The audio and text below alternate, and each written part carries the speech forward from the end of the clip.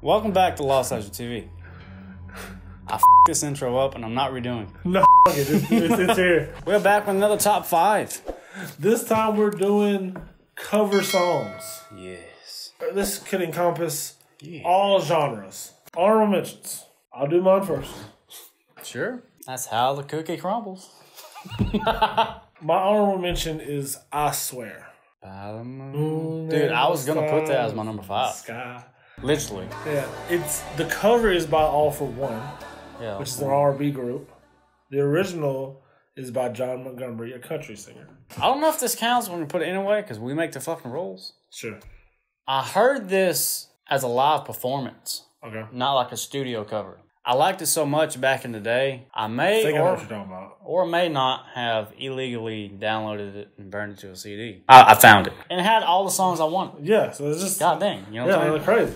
But it was a cover of In the Air Tonight. Oh, see, that's not even the one I thought of. By Daughtry. I've always been hit or miss on Daughtry. Yep. I like their...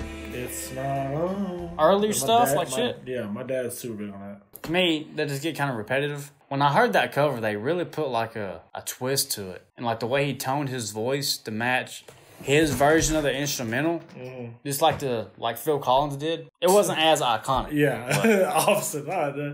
That's just the most iconic. He did it better, bro. Yeah, he did it better, bro. You know what? Let's switch it up. I'm number 5. Cool. So, my number 5 is Smooth Criminal by Alien Ant Farm. That was all. Eddie, are you okay? Are you okay? It was my honorable mention until I took it off and put All For Ones. Well, here we are. It's a small world.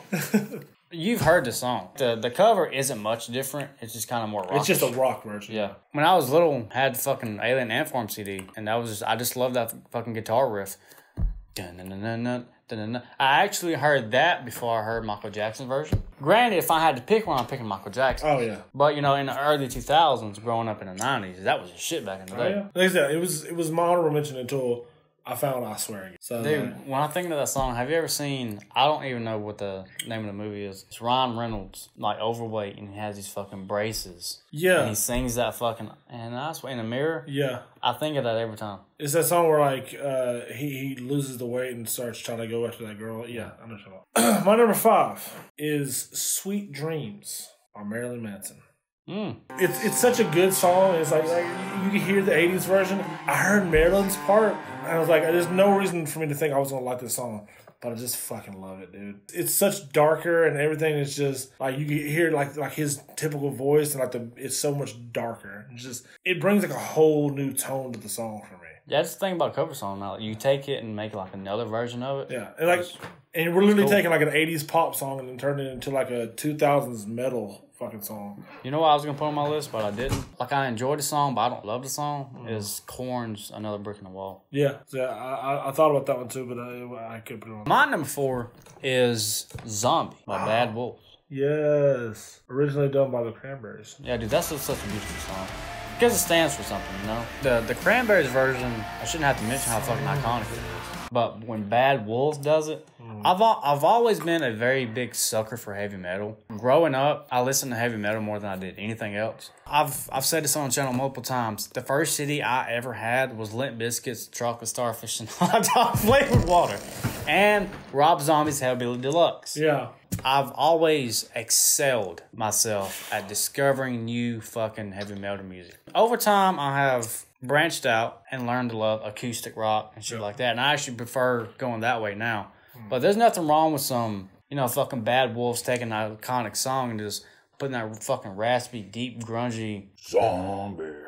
Deep voice. I can't do it. That was embarrassing. They ask you how you are. You just My number 4, I know you've heard. If I haven't heard it, I'm walking out. That's fine.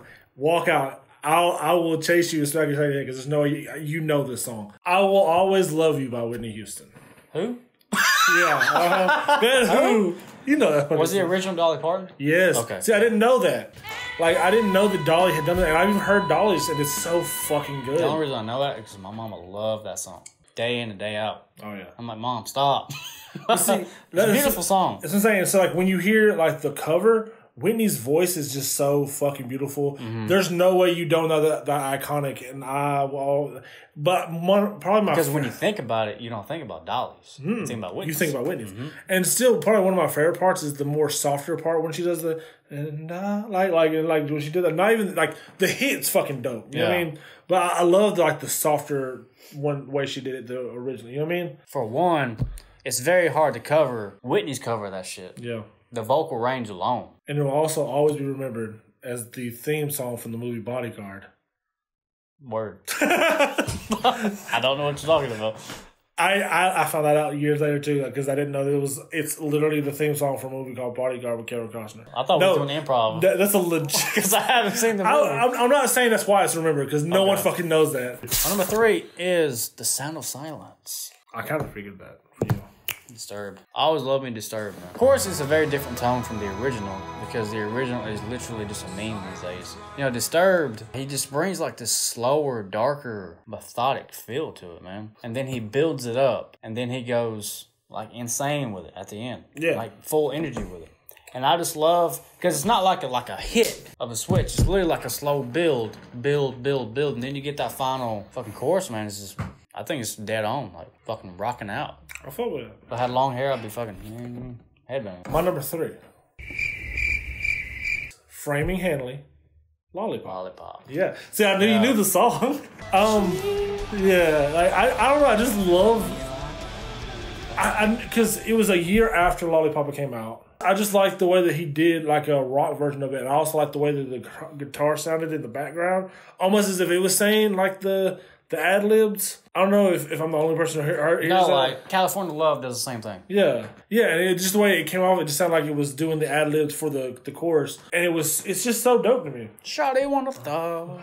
What was that? Fucking 2008 was the original. 2009 was the cover. Well, that was the shit back in the day, boy. Everybody was bumping that shit. The original? Both of them. I was gonna say, like, I know the original was big. And then, like, the remix came out with Kanye, and everybody was like, "Oh fuck, Kanye on Lollipop." I don't know. I'm not a big fan of the remix. I've also heard Kanye. It's an auto tune. Some of the stuff he does say, it doesn't translate well to the rock version. But like, I enjoy the instrumental so much. The lead singer's like voice on the song. I'm willing to overlook that. Pussy in my mouth. We lost for words. I'm really struggling where to put this one, because this is literally a fucking tie between my number 1 and number 2. I'm gonna stick to my guns. My number 2 is Johnny Cash's Hurt. One of my all-time favorite songs. The song should speak for itself. The song was so good that 9 Inch Nails, who did the original, literally said, "This is no longer my song." No, it's such a fucking when you give your song away. Yeah, that's something. Like, imagine taking a rock song and turning it into a fucking. That's what I'm saying, bro. Like he literally flipped that shit on his head. Like it's literally one of my favorite songs. The song to me, like, is so personal and so impactful from his standpoint, you know, because his wife had just died, and not even like a few months after this was released, he passed away. Yeah.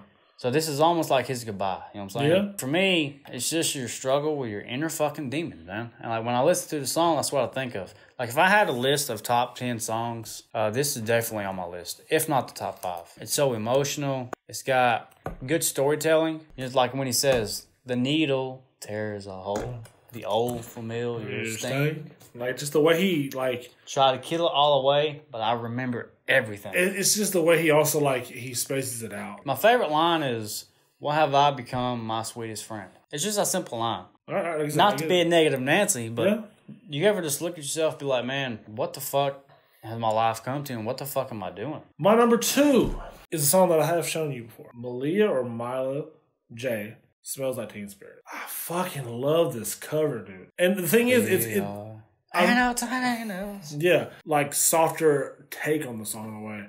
Like even the chorus was like, it's not like because Smells Like Teen Spirit is like, like you can hear like it's a headbanging, like you're gonna fuck your voice up, yeah. Exactly. Hers is like even like when he does like the hello, she's like hello. It's so softer in a way, but I don't know. I fuck with it so heavy. And the only reason I even knew about this song is because I went and watched Black Widow. it's on the soundtrack. And I was like, dude, that's fucking dope. I mean, just granted, this was people who like Nirvana's Smell Like Teen Spirit, which again, that's a great fucking song. So if you don't like this because you're just so into that, okay, but you should definitely listen to it. It's really good. Yeah. My number one is "Hurt" by Johnny Cash. I figured Ray was gonna have it as number one. We're just gonna both talk about it at number one, but because you've already talked about it a little bit, I'm gonna go ahead and say it now. My number one. Can you guess it? You should know this. Drum roll. "Milkshakes" by Nicki Minaj. Survey says. Damn it. That's not an actual song. It's just like That comes out tomorrow. Milkshake. We're ahead of the time. Yeah. I called it. Living in the fucking future. Mine is Simple Man by Shondown. But yeah, it's a fucking Specifically the rock version, because there's two versions of this cover by Shonda. You got the acoustic version, which like the music video version, which everybody probably more recognizes this version. And then I like 80s, the rock version. And then the 80s gangster version. Yeah, man. Rap version. That It was was simple. yeah. Oh man. I just imagine Shonda singing, just trying to rap this fucking. It's gonna be my top 10 songs of all time. I just love. If somebody was to describe me, I know James wouldn't because he's an asshole. And who makes smart ass comments. But if I would describe him as B Rabbit from 8 Mile. Exactly.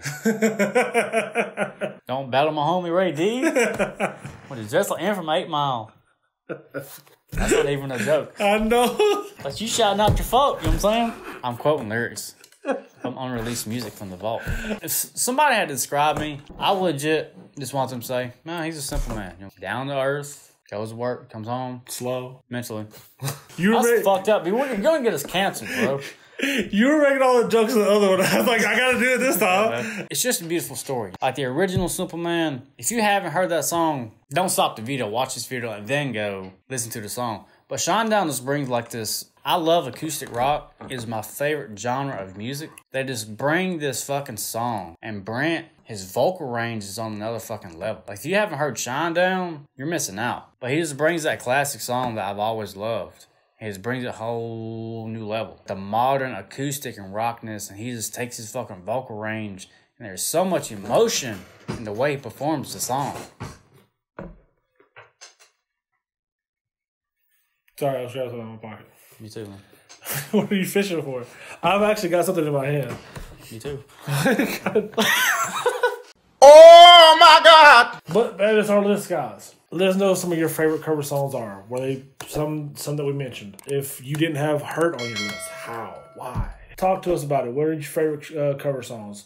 Did you know that these were cover songs? Thank you again for watching. Please like, comment, subscribe. We try to do stuff like this all the time. Thank y'all. And until next time.